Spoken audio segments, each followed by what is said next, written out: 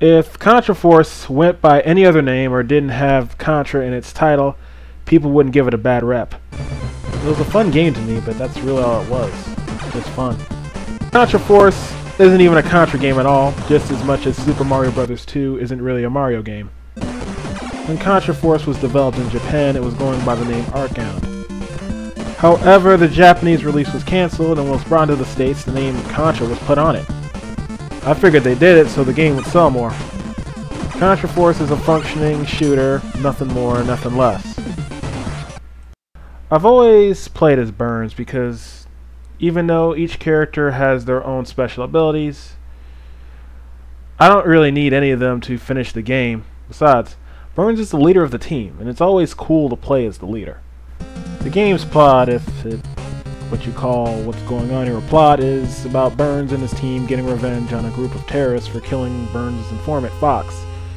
And when I mean a group of terrorists, I mean a freaking army of terrorists, because this is one large group you're fighting here.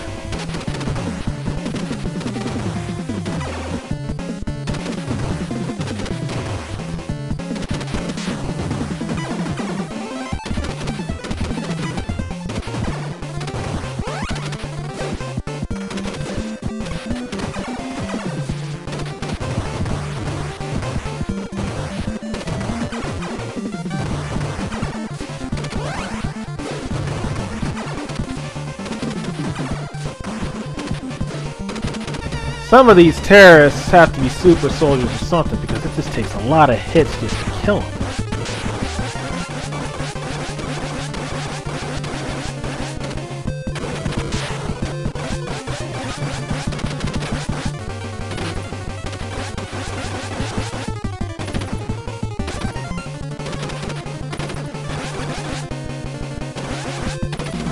Heck, even the final boss, he double teams on you with a helicopter, and after you kill him, the copter explodes, almost as if they have a psychic link.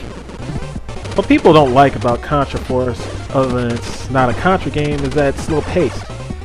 Every character moves in a slow frame-by-frame animation. And I say to that, so what? I remember the first Killzone was a slow-paced shooter, and it was viewed as very underrated. The best positive in my book about this game is everything's destructible.